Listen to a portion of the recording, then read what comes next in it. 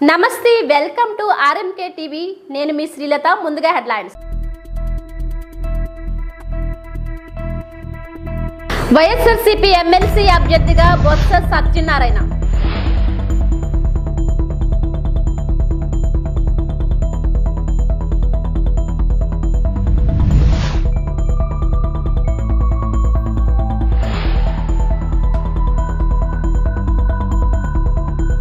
వైఎస్ఆర్సీపీ అధికారంలో ఉన్నప్పుడు వాలంటరీ వ్యవస్థ ద్వారా ఒక్క రోజులోనే పెన్షన్లు అందించాం రేగం మత్స్యలింగం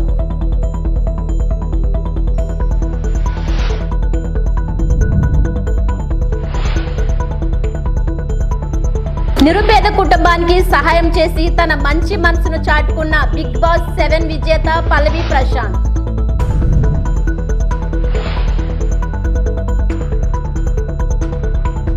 పేదరికం లేని సమాజం నిర్మాణం దిశగా సీఎం చంద్రబాబు అడుగులు వేస్తున్నారు. మేం పాలకులం కాదు ప్రజా సేవకులం అంటున్న సీఎం నిరుపేద ఇంటికెళ్లి పెన్షన్ ఇచ్చి బతుకులకు భరోసా కల్పించారు.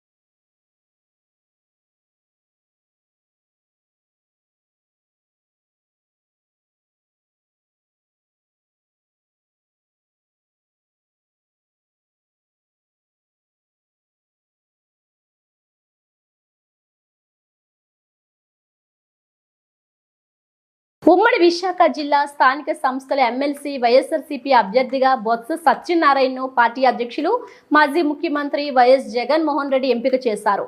ఉమ్మడి విశాఖ జిల్లా నాయకుల సమావేశంలో నిర్ణయం అభ్యర్థులపై నాయకుల అభిప్రాయాలు తెలుసుకున్న వైఎస్ జగన్ అనంతరం బొత్సను ఎంపిక చేశారు.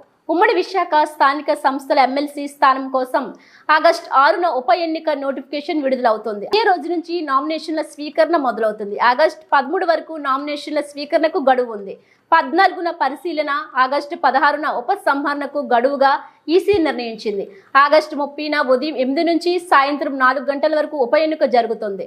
ఉమ్మడి విశాఖపట్నం జిల్లా పరిధిలో ఈ ఎన్నిక జరుగుతుంది. అంటే విశాఖపట్నం, అనకాపల్లి, అల్లూరి సీతారామరాజు జిల్లాల పరిధిలోని మున్సిపల్ కార్పొరేషన్లు, మున్సిపాలిటీలు, జిల్లా ప్రజా పరిషత్, మండల ప్రజా పరిషత్ సభ్యులు కలిసి ఎమ్మెల్సీ ఎన్నికల్లో ఓటు హక్కు వినియోగించుకుంటారు. సెప్టెంబర్ 3వ తేదీన ఓట్లను లెక్కిస్తారు.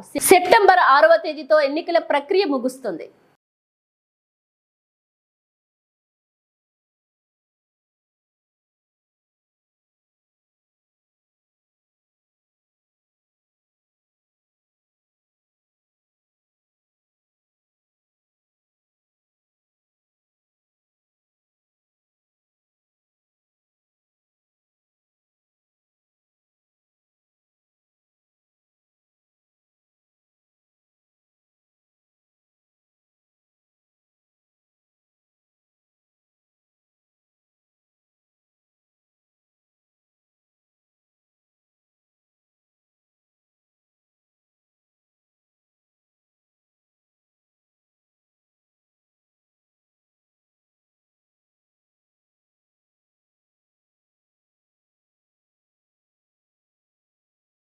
వైఎస్ఆర్సీపీ అధికారంలో ఉన్నప్పుడు వాలంటరీ వ్యవస్థ ద్వారా ఒక్క రోజులోనే పెన్షన్లు అందించాం. సూపర్ 6 అనేది ప్రభుత్వం అమలు చేస్తామని ప్రజలను మభ్యపెట్టడానికి చెప్తున్నారు, కానీ వాళ్ళు పూర్తి స్థాయిలో దీన్ని అమలు చేసేలా కనిపించడం లేదు. రేగం మత్స్యలింగం వైఎస్ఆర్సీపీ ఎమ్మెల్యే ఉన్నప్పుడు మా ప్రాంతాల్లో పెన్షన్ అనేటటువంటిది అందాలనుకుంటే కనీసం ఒక రోజులోనే వాలంటీర్ వ్యవస్థ ద్వారా అందించేటటువంటి దాఖలాలు ఉన్నాయి. ఒక పంచాయతీ పరిధిలో సుమారు 20 నుంచి 24 అంబులెన్స్ వరకు కూడా ఉన్నాయి. మరి ఆ రోజుల్లో ప్రతి ఇంటికి వెళ్ళి అంటే సుమారు 50 గడపలకి ఒక వాలంటీర్ వ్యవస్థ ద్వారా ఒక వాలంటీర్ నియమించడం వల్ల ఎప్పటికప్పుడు వాళ్ళకి అందేటటువంటి సంక్షేమ పథకాలు అయితేనేమి, అలాగంటే ఈ పెన్షన్లు అయితేనేమి త్వరగానే అందినటువంటి దాఖలాలు ఉన్నాయి. కానీ ఈరోజు టీడీపీ ప్రభుత్వం వచ్చిన తర్వాత మరి టీడీపీ ప్రభుత్వంలో ఈరోజు పెన్షన్ ఒకే రోజు ఇచ్చేస్తామని చెప్పేసి బల్లలు గుద్ది చెప్తున్నారు. కానీ ఒక రోజు ఇచ్చేటటువంటి సాధ్యమైతే కాదు. ఎందుకంటే సచివాలయ వ్యవస్థ ద్వారా ఉండేటటువంటి ఉద్యోగస్తులు చాలా తక్కువ మందే ఉంటున్నారు. మరి ఆ రోజు వైఎస్ఆర్ పార్టీ గవర్నమెంట్లో ఒక 50 ఇళ్లకు ఒక వాలంటీర్ వ్యవస్థ ఉండడం వల్ల అంటే వాళ్ళకి అందించాల్సినటువంటి పెన్షన్లు 1వ తారీఖు ఉదయానికల్లా అవతాతులకు అందినటువంటి దాఖలాలు అయితే ఉన్నాయి. మరి ఈ కొత్త ప్రభుత్వం అంటే తెలుగుదేశం ప్రభుత్వం వచ్చిన తర్వాత మరి వాలంటీరు వ్యవస్థ ఎప్పుడైతే ఎత్తేసి సచివాలయ వ్యవస్థ ద్వారా మరి అందిస్తామని చెప్పేసి అంటున్నారో ఆ అందించడానికి సమయం అనుకూలంగా లేకపోవడం, లేదనుకుంటే ఆ గ్రామాలకు వెళ్ళి ఇచ్చేటటువంటి పరిస్థితి ఉన్నటువంటి కొద్దిమంది సచివాలయ సిబ్బంది సరిపోయినటువంటి దాఖలాలు లేవు. అంటే స్టార్టింగ్లో వీళ్ళు ఏం చేశారంటే సచివాలయానికి వచ్చి పెన్షన్లు తీసుకోమని చెప్పేసి చెప్పడం కూడా గతంలో జరిగింది. ఆ పెన్షన్ల కోసం సుదూర ప్రాంతాల నుంచి వచ్చినటువంటి వాళ్ళు కొంతమంది మధ్యదారిలో చనిపోయినటువంటి దాఖలాలు కూడా ఉన్నాయి. అది ఒకసారి మరి టీడీపీ ప్రభుత్వము ఒకసారి వెనక్కి చూసుకోవాలని చెప్పేసి నేనైతే చెప్తున్నాను. మరి ఈరోజు మేము అంటే వైఎస్ఆర్ పార్టీ ప్రభుత్వం ఉన్నప్పుడు సుమారు పెన్షనర్స్ తీసుకున్న టైంలో 5 రోజులు టైం గడువిచ్చేవాళ్ళు. 5 రోజుల్లో వాళ్ళు వచ్చి ఆ పెన్షన్లు కలెక్ట్ చేసుకునేటటువంటి దాఖలాలు ఉండేవి. కానీ ఈరోజు టీడీపీ ప్రభుత్వం ఏమంటుందంటే మేము ఒక రోజులోనే పెన్షన్ ఇస్తాము, ఆ పెన్షన్ తీసుకోకపోతే తిరిగి 2వ రోజు కల్లా మళ్ళీ అది ప్రభుత్వ ఖజానాలో జమ చేయమని చెప్పేసి అనడం అనేటటువంటిది విడ్డూరంగా ఉంది. చూసేవాడికైతే ఎబ్బెట్టుగానే ఉందని చెప్పేసి అయితే నేను పత్రికాముఖంగా లేదానికి మరి టీవీ ఛానల్స్ ద్వారా కూడా నేను తెలియజేస్తున్నాను. కాబట్టి ప్రభుత్వం ఈ పద్ధతిని మార్చుకొని ప్రజలకి చేరువగా ఉండేటటువంటి విధానాలను అవలంబించమని చెప్పేసి డిమాండ్ చేస్తున్నాను. బిగ్ బాస్ 7 విజేత పల్లవి ప్రశాంత్ ఓ నిరుపేద కుటుంబానికి సహాయం చేసి తన మంచి మనసును చాటుకున్నారు. ఇటీవల పరమేశ్వర్ అనే రైతు ఆత్మహత్య చేసుకోగా కుటుంబాన్ని ఆర్థిక సహాయం చేసి వారికి బాసటగా నిలిచారు పల్లవి ప్రశాంత్. వివరాల్లోకి వెళ్తే మెదక్ జిల్లా చిన్న శంకరంపేట మండల కేంద్రంలో ఇటీవలే ఆత్మహత్యకు పాల్పడ్డారు రైతు దాదువాయ్ పరమేశ్వర్. కాగా ఇతని భార్య శంకరమ్మ 3 కుమార్తెలు పడుతున్న కష్టాలను తెలుసుకున్న పల్లవి ప్రశాంత్ గురువారం చిన్న శంకరంపేటలోని వారి నివాసానికి వెళ్లి 20,000 రూపాయలు అందజేశారు. కుటుంబం తీవ్ర ఆర్థిక సంక్షోభంలో కూరుకుపోవడంతో జూన్ 5వ తేదీన పరమేశ్వర్ ఉరివేసుకొని ఆత్మహత్య చేసుకున్నాడు. పరమేశ్వర్కి 10 సంవత్సరాల కంటే తక్కువ వయసు ఉన్న 3 కుమార్తెలు ఉన్నారు. వీళ్ళు పడుతున్న ఇబ్బందులు తెలుసుకున్న పల్లవి ప్రశాంత్ తనకు తోచిన సహాయం చేసిన పల్లవి ప్రశాంత్కు పరమేశ్వర్ కుటుంబ సభ్యులతో పాటు గ్రామస్తులు కృతజ్ఞతలు తెలిపారు. ఇదొకటి నా అదృష్టం అనుకుంటా. నా సార్ చేల మీద ఇప్పించిన సార్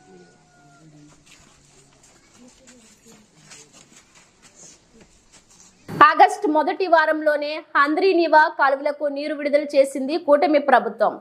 మల్యాల పంప్ హౌస్ వద్ద పూజలు చేసి 6 పంపుల ద్వారా హంద్రీనివా కాలువలకు కృష్ణా జలాలు విడుదల చేశారు. ఇప్పటికే పోతిరెడ్డిపాడు హెడ్ రెగ్యులేటర్ నుండి 40,600 క్యూసెక్కుల కృష్ణా జలాలు బనకచెర్ల కాంప్లెక్స్ కు వదులుతూ అక్కడ నుంచి గాలేరు నగరికి కేసీసీ ఎస్కేప్ ఛానల్ కు తెలుగు గంగా కాలువలకు కృష్ణా జలాలు విడుదల చేశారు.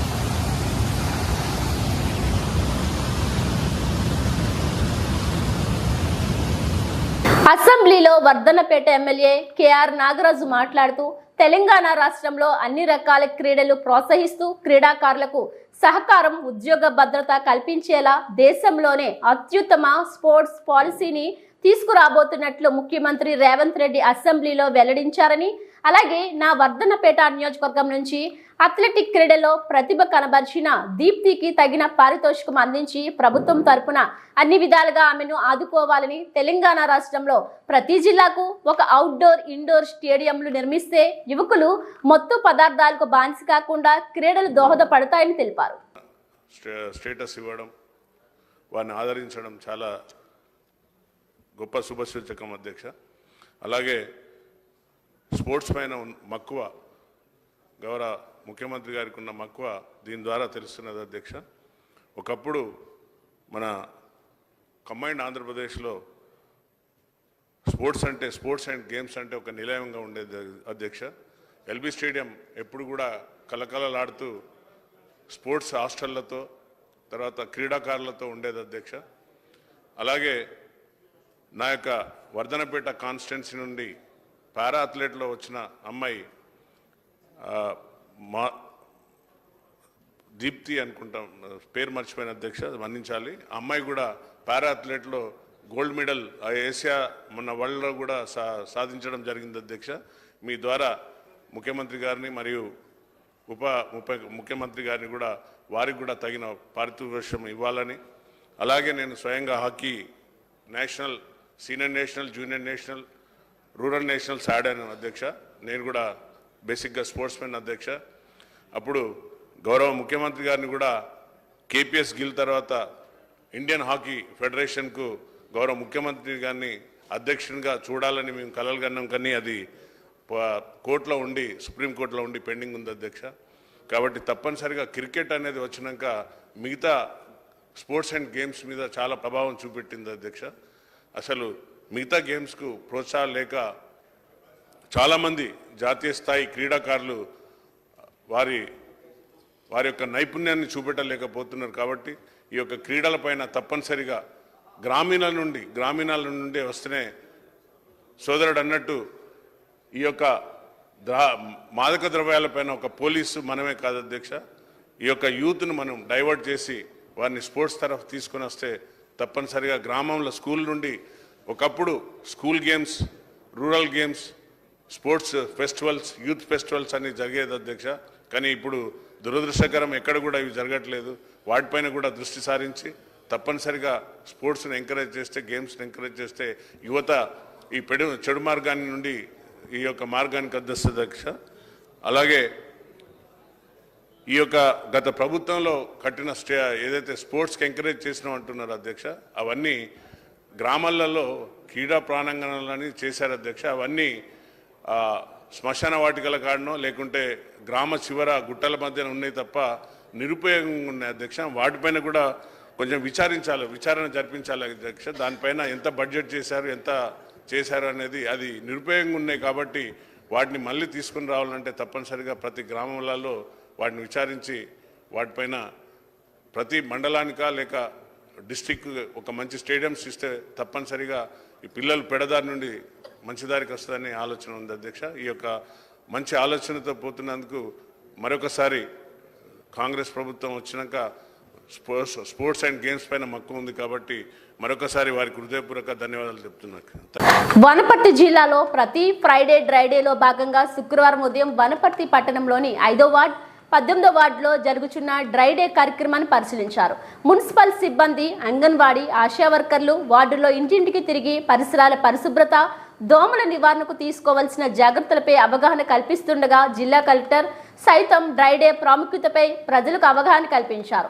ప్లాస్టిక్ డబ్బాలు, సీసాలు, కొబ్బరి చిప్పలు, పాత కుండలు, పాత టైర్లు ఇంటి ప్రాంగణంలో లేదా ఇంటిపై కప్పుపై పడేయడం వల్ల వాటిలో వర్షపు నీరు నిలువ ఉంటుంది. స్వచ్ఛమైన నిల్వ నీటిలో డెంగ్యూ, మలేరియా వంటి ప్రాణాంతక దోమలు లార్వా పెట్టి వ్యాప్తి చెందుతాయని, ఒకసారి డెంగ్యూ లాంటి వ్యాధి వస్తే లక్షల్లో ఖర్చు చేసుకోవడమే కాకుండా కొన్నిసార్లు ప్రాణాలు పోయే ప్రమాదం ఉంటుందని కలెక్టర్ వివరించారు. అందువల్ల ప్రతి ఒక్కరూ ప్రతి శుక్రవారం డ్రైడే నిర్వహించాలని సూచించారు. తమ ఇంటి పరిసరాల్లో పాత వస్తువులు లేకుండా చూసుకోవడం, నిల్వ నీరు ఎక్కడ ఉండకుండా డ్రై డే రోజు పని చేసుకోవాలని పిలుపునిచ్చారు. పరిసరాలు శుభ్రంగా ఉంటే సీజనల్ వ్యాధుల నుండి తమకు తాము కాపాడుకోవచ్చని, అందుకే ప్రభుత్వం ప్రతి శుక్రవారం డ్రై డేను పకడ్బందీగా నిర్వహించేందుకు ఆదేశాలు జారీ చేసిందన్నారు. వచ్చే సోమవారం నుండి స్వచ్ఛదనం పచ్చదనం అనే ప్రత్యేక కార్యక్రమం నిర్వహించడం జరుగుతుందన్నారు. Municipal commissioner Purnachander, municipal chairman Puttupakula Mahesh, ZP CEO Yadaiah, Asha వర్కర్లు, అంగన్వాడీ కార్యకర్తలు, మున్సిపల్ సిబ్బంది తదితరులు కలెక్టర్ వెంట ఉన్నారు.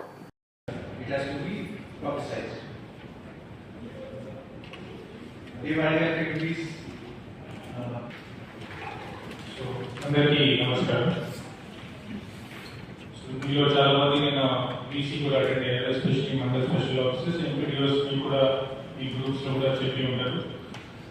Now Government of Telangana has launched a flagship program, Pachadalam Swachadalam. Swachadalam Pachadalam అనే ప్రోగ్రామ్ 5th ఆగస్ట్ నుంచి 9 ఆగస్ట్ వరకు మన గవర్నమెంట్ లాంచ్ చేశారు. దీంట్లో మెయిన్లీ క్లీన్లీనెస్, పరిశుభ్రత మరియు గ్రీనరీ. మనం రెగ్యులర్ గా మీరు ఏదైతే స్పెషల్ ఆఫీసర్గా చేస్తున్నారో, ఎంపీడీఓ చేస్తున్నారో, ఎంపీఓ చేస్తున్నారో, వనపర్తి జిల్లాలో ప్రజల సమస్యల పరిష్కారంలో పాలకులు విఫలమయ్యారని సిపిఐ జిల్లా నేతలు ఆరోపించారు. ప్రజల సమస్యలు పరిష్కరించాలని డిమాండ్ చేస్తూ సిపిఐ పట్టణ కమిటీ ఆధ్వర్యంలో వనపర్తి మున్సిపాలిటీ వద్ద ధర్నా చేశారు. ముందుగా అంబేద్కర్ చౌక్ నుంచి మున్సిపల్ కార్యాలయం వరకు ర్యాలీ నిర్వహించి ధర్నా నిర్వహించారు. సమస్యలు పరిష్కరించాలని పెద్ద ఎత్తున నినాదాలు చేశారు. ఈ సందర్భంగా పట్టణ కార్యదర్శి జె రమేష్, NFIW ఉమ్మడి జిల్లా మాజీ అధ్యక్షులు, జిల్లా కార్యవర్గ సభ్యులు పి కళావతమ్మ, AITUC జిల్లా సహాయ కార్యదర్శి గోపాలకృష్ణ మాట్లాడారు. వనపర్తి డ్రైనేజీ వ్యవస్థ సరిగా లేక మురికి కోపంగా తయారైందని, అండర్ గ్రౌండ్ డ్రైనేజీ వ్యవస్థ ఏర్పాటు చేయాలని డిమాండ్ చేశారు. రోడ్ల విస్తరణ అసంపూర్తిగా ఉందన్నారు. పూర్తి చేయాలని కోరారు. పట్టణంలో పార్కు స్థలాలు అన్యాక్రాంతమయ్యాయని విచారణ చేసి స్వాధీనం చేసుకొని అభివృద్ధి చేయాలన్నారు. పట్టణ ప్రజలకు పందులు, కోతులు, వీధి కుక్కల బెడద తీవ్రంగా ఉందన్నారు. వీధి కుక్కల నియంత్రణ కోసం లక్షలు వెచ్చించి కట్టిన నిరుపయోగంగా ఉందని, పని ప్రారంభించాలని డిమాండ్ చేశారు. గతంలో విలీనమైన మెట్టుపల్లి, రంగంగడ్డ, నందిమల్లగడ్డ, వశ్యనాయక్ తాండాను విలీనం చేశారని, దశాబ్దాలు గడిచిన కనీస వసతులు కల్పించలేదన్నారు. పార్కులు ఉన్నవి, పార్కులలో సౌకర్యాలు లేక కూడా ప్రజలు ఇబ్బందులు పడుతున్నారు. పార్కులకు పోయే పరిస్థితి లేదు. కాబట్టి ఆ పార్కులను కూడా అభివృద్ధి చేయాలని చెప్పి ఈ సందర్భంగా తెలియజేస్తూ ఈ యొక్క అవకాశం ఇచ్చినటువంటి నాయకులకు అందరికీ కూడా ధన్యవాదాలు తెలియజేస్తాను. నివారించాలి పట్టణంలో పందులు, కోతులు, కుక్కలను నివారించాలి. అరికట్టాలి పట్టణంలో అన్యక్రాంతమైన పార్కులను అరికట్టాలి. అరికట్టాలి పట్టణంలో అన్యక్రాంతమైన పార్కులను అరికట్టాలి.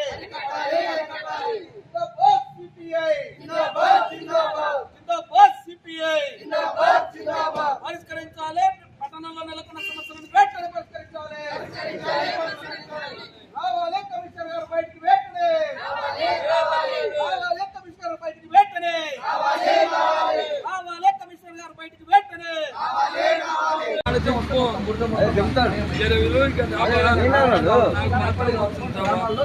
మౌలిక వసతులు కల్పించాలి. దాంతో పాటు పట్టణంలో పందులు, కుక్కలు, కోతుల బెడద తీవ్రంగా ఉంది. కలిసి హాస్పిటల్కి కనబడతా ఉంది. వాటిని నివారించాలి. గతంలో కుక్కలకు సంబంధించినటువంటి నియంత్రణ కోసం సపరేట్ గా షెడ్ ఏర్పాటు చేశారు. కానీ అది ఏర్పాటు చేశారు కానీ ఒక చూడడానికి ఉంది, చేస్తున్న పద్ధతిలో ఉంది. దాన్ని వెంటనే ప్రారంభించాలి. దాన్ని నివారణ చర్యలు చేపట్టాలి అనేది. చేపట్టాలి. దాన్ని ఇంకోటి చేయండి, దాన్ని ఇంకోటి చేయాలి. మీరు మీ కార్యక్రమం మీరు కొనసాగించి కార్యక్రమాన్ని ఇంకోటి చేయాలి. అది ఏందనేది మీకు కనపడుతుంది. ఇంకోటి చేయడంలో పార్కులు అనేకాంతాన్ని ఉపసంహరించుకునే ప్రయత్నం చేయాలి. అంటే ఏదైతే పార్కులు అనేకాంతమైనయో అర్థం చేసుకోవాలి.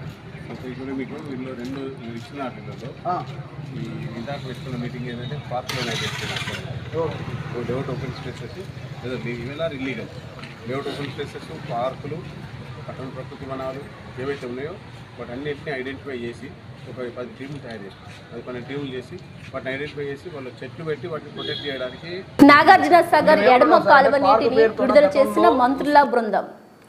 శ్రీశైలం ప్రాజెక్టు నుండి భారీగా వరద నీరు వచ్చి చేరుతుండటంతో నాగార్జునసాగర్ ప్రాజెక్టు ఎడమ కాలువకు తాగు సాగు అవసరాలకు నీటిని విడుదల చేసిన మంత్రులు ఉత్తమ్ కుమార్ రెడ్డి, కోమటిరెడ్డి వెంకటరెడ్డి, పాల్గొన్న ఎమ్మెల్యేలు బాలునాయక్, బత్తుల లక్ష్మారెడ్డి రోజుకు 500 క్యూసెక్కుల చొప్పున పెంచుకుంటూ 11 రోజుల పాటు నీటిని విడుదల చేశారు.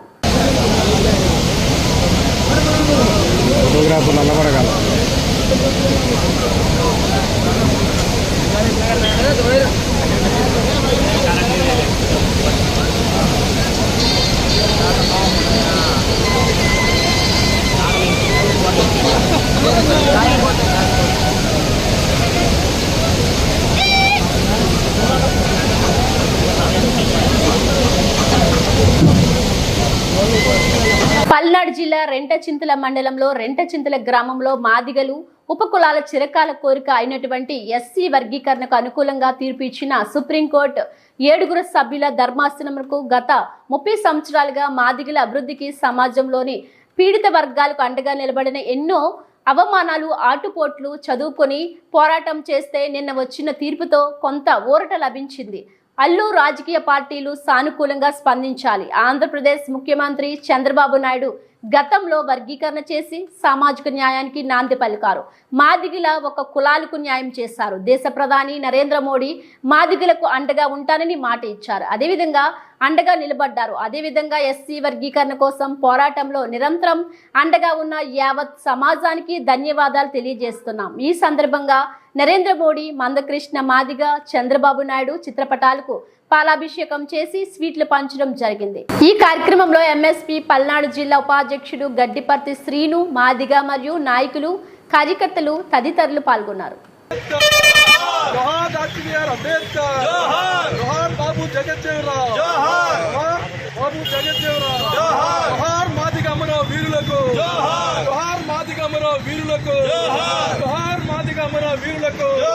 మాదిగల ఐక్యత, మాదిగల ఐక్యత, మాదిగల ఐక్యత.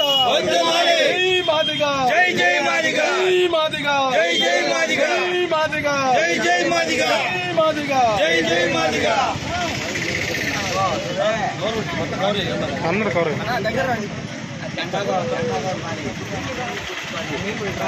మాదిగల యొక్క చిరకాల కోరికైనటువంటి ఎస్సీ వర్గీకరణలో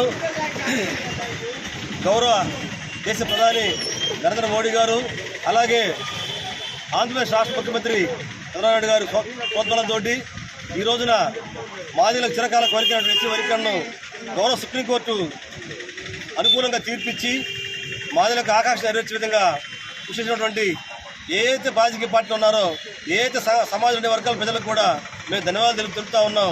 మా యొక్క కోరికని, ఎందుకంటే మా యొక్క వెనుబడతనాన్ని కూడా గుర్తించి మా యొక్క అవకాశాన్ని, మాకు రావాల్సిన అవకాశాన్ని మాకు ఇవ్వాల్సిందిగా మేము చేసిన డిమాండ్కి మా కోరికను మన్నించి సుప్రీంకోర్టు తీర్పుని స్వాగతిస్తూ, అలాగే సమాజంలో ఎప్పటిలాగానే అన్ని వర్గాల ప్రజలు కూడా, అన్ని వర్గాల ప్రజలు ఎప్పుడైతే గతంలో ఏ విధంగా అయితే ఉన్నామో రాబోయే రోజుల్లో కూడా దళితుల ఐక్యత మనం కృషి చేస్తాం. కృష్ణమాదిగ నాయకత్వంలో రాబోయే రోజుల్లో దళితుల ఐక్యత మనం కృషి చేస్తాం. అలాగే అజంగా దిశగా మొత్తం మాలా మాదిలు కలిసి ముందుకు వెళ్ళడానికి మేము సిద్ధంగా ఉన్నామని చెప్పి మేము తెలియజేసుకుంటా ఉన్నాం. ఈ అవకాశం మాకు ఏదైతే మా యొక్క కోరికని, మాకు ఆకాంక్షను అందించి మాకు ఇవాళ వర్గీకరణ సాధించి పెట్టినటువంటి మహిళా నేత మాదిల మహాత్ముడు మందకృష్ణ మాదిగ గారికి మనస్ఫూర్తిగా ధన్యవాదాలు తెలియజేసుకుంటా ఉన్నాం. మేము ఆయన గత 30 ఏళ్ళుగా గత 30 సంవత్సరాలుగా ఈ జాతిలో పేరు చెప్పుకోవడానికి సిగ్గుపడ్డ ఈ జాతిని సమాజంలో ఒక ఉన్నతమైన స్థితిలో నిలబెట్టడం కోసం అనేక పోరాటాలు, తన కుటుంబాన్ని త్యాగం చేసి ఆయన ఇవాళ చేసే త్యాగం మాదిగ జాతి యావత్తు కూడా, మాదిగ జాతి ఉన్న విద్యార్థులు, ఉద్యోగులు, ప్రతి ఒక్క బిడ్డ కూడా మర్చిపోవడానికి వీలు లేదు. ఆయనకి ఎప్పుడు మనం రుణపడి ఉన్నాం. గతంలో ఎప్పుడైతే భారత రాజ్యాంగంలో ఎస్సీల కోసం పోరాటం అంబేద్కర్ మనకి ఎంత ముఖ్యమో, అలాగే మాదిగల మహాత్ముడు మందకృష్ణ మాదిగ గారు చెప్పాను గర్వంగా, సగర్వంగా మనం చెప్పుకోవాల్సిన మా బాధ్యత మన మీద ఉందని చెప్పి మేము తెలియజేస్తా ఉన్నాను. ఖచ్చితంగా రాబోయే రోజుల్లో ఎస్సీ వర్గంతో పాటు రాజ్యాంగ మనం వెళ్దామండి. అందుకు సమాజంలో దళిత వర్గాలను కూడా కలిసి వస్తాయని చెప్పి ఆశిస్తూ జై మాదిగ, జై మందకృష్ణ మాదిగ గారు. సభకు నమస్కారాలు. వేదిక అలంకరించినటువంటి పెద్దలకు, అలాగే విద్యార్థులకు స్టూడెంట్కు అలాగే మరి మండల ప్రజలకు నా యొక్క హృదయపూర్వక నమస్కారాలు తెలియజేస్తున్నాను. మరి మందకృష్ణ మాదిగ గారు మరి 30 సంవత్సరాల నుండి అలుపెరకని పోరాటం చేసి మాదిగలను ఐక్యం చేసి అనేక రాజకీయ నాయకులను ఐక్యం చేసి మరి దేశంలోనే ఢిల్లీలోనే మరి ఈ యొక్క ఎంఆర్పిఎస్ జెండాను ఎగరవేసినటువంటి ఘనత మన మాదిగ సోదరులకే ఉంది. కాబట్టి మందకృష్ణ మాదిగ గారు ఈ ఉద్యమం చేసేటప్పుడు చాలా మంది హేళన చేశారు, అలహేళన చేశారు.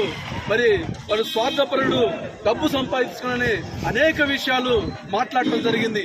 అయినా కానీ అలుపెరగకుండా ఎవరు ఏమైనా సరే నా మాదిగ జాతి నాకు కావాలి, నా గర్వకారణం, నేను అనుకున్న రీతిలో ఏబీసీ వర్గీకరణ చేసి మాదిగలకు నేను తోడుండాలనే ఉద్దేశంతో మరి మందకృష్ణ మాదిగ గారు ఈ 30 సంవత్సరాలు కూడా అనేక రాజకీయ నాయకుల్ని కలిసి అనేక విన్నపములు చేసి ఆ ఉద్యమం చేస్తూ కూడా మరి వికలాంగులకు, వృద్ధులకు, వితంతువులకు కూడా పెన్షన్ పెరగాలి, ఈ పెన్షన్ ఇస్తే సాల్తూ లేదని మరి అనేక ఉద్యమాలు చేసి వారు కూడా మరి పెన్షన్ ఇచ్చే ఏర్పాటు చేయడం జరిగింది. మరి వికలాంగులకైతే మరి 3000 పెన్షన్ ఇచ్చారు. మరి మందకృష్ణ మాదిగ గారు అనేక ఉద్యమాలు చేసి ఆ పెన్షన్ మరి ఈరోజు 6000కు పెంచడం జరిగింది. కనుక మరి ఉద్యమం చేస్తూ మరి వితంతువులకు, వృద్ధులకు, వికలాంగులకు మరి ప్రతి ఒక్కరికి కూడా చేదు వాదోడుగా ఉండి మరి ప్రజలను ఐక్యం చేసుకుంటూ, రాజకీయ నాయకులను ఐక్యం చేసుకుంటూ మరి ఈరోజు వర్గీకరణ జరిగినదంటే మరి కేంద్రంలో ఉన్నటువంటి నరేంద్ర మోడీ గారు, మరి అలాగనే వెంకయ్య నాయుడు గారు ఉపరాష్ట్రపతి గారు, అలాగనే మరి కిషన్ రెడ్డి గారు, మరి అనేకమైనటువంటి రాజకీయ నాయకులు మరియు వారు అనేకమైన విషయాల్లో మరి చేదోడువాదులుగా ఉండి ఈ వర్గీకరణ చేయడానికి దోహదపడినారు. మరి అంతేకాకుండా మన ముఖ్యమంత్రి మరి చంద్రబాబు నాయుడు గారు మరి 2004లో మాదిగలు మరి నష్టపోతున్నారు, వారికి రిజర్వేషన్ కావాలనే ఉద్దేశంతో 2004లో చంద్రబాబు నాయుడు గారు ఏబీసీ వర్గీకరణ రాష్ట్రపతి ద్వారా చేస్తే దానికి మన బాల సోదరులు మరి ఇది చెల్లదు కాబట్టి ఇది రాష్ట్రపతి చేత ఆమోదించబడింది కాబట్టి ఇది చల్లదని కోర్టులో వేసి దాన్ని తీసేయడం జరిగింది కాంగ్రెస్ ప్రభుత్వంలో. కనుక మరి ఈ రోజు నరేంద్ర మోదీ గారు నేను మాదిగలకు మరి నేను ఐక్యంగా ఉండి మీ యొక్క సమస్యను నా సమస్యగా భావించి మరి ప్రతి ఒక్క విషయంలో కూడా మరి మాదిగలకి ఐక్యంగా ఉంటానని మరి నరేంద్ర మోదీ గారు మన ప్రధానమంత్రి గారు అనేక విషయాల్లో మాకు అండగా ఉండి, మాకు తోడుగా ఉండి, మాకు నీడగా ఉండి మరి ఈ యొక్క వర్గీకరణ విషయంలో ఎస్సీ వర్గీకరణపై సుప్రీంకోర్టు తీర్పు చారిత్రాత్మకం.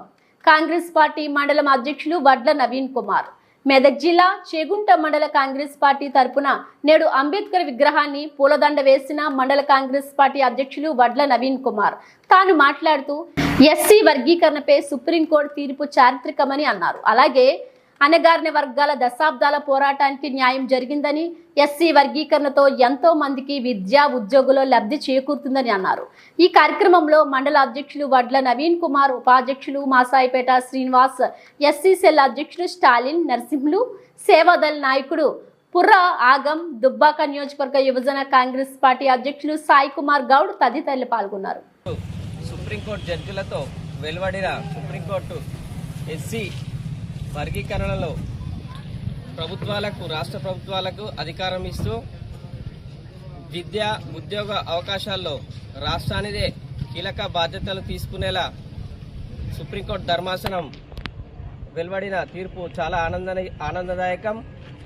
దీనికోసం ఇంతకుముందు కాంగ్రెస్ ఎంపీలు 2009 నుంచి కోమటిరెడ్డి వెంకటరెడ్డి గారు, ఉత్తమ్ కుమార్ రెడ్డి గారు, మదియాష్కి గారు, అలాగే పొన్నం ప్రభాకర్ గారు ఎన్నో పార్లమెంటు సమావేశాల్లో కంపల్సరీ మా రాష్ట్రానికి వర్గీకరణ కావాల్సిందే, ఎస్సీలకు విద్యా అవకాశాల్లో కానీ, ఉద్యోగ అవకాశాల్లో కానీ ఉన్నతమైన స్థానంలో ఉండాలని ఎన్నో పోరాటాలు చేసినందుకు ఇవాళ తీర్పు వెళ్ళినందుకు కాంగ్రెస్ పార్టీ తరఫున ఈరోజు అంబేద్కర్ గారికి పూలమాలను సమర్పించి మరి ఏదైతే అంబేద్కర్ గారు కలగన్నారో వారి ఆశయాలను కొనసాగిస్తామని కాంగ్రెస్ పార్టీ తరఫున మేము చాలా ఆనందదాయకం వ్యక్తం చేస్తున్నాము. ఇవి బులెటిన్ అప్డేట్స్.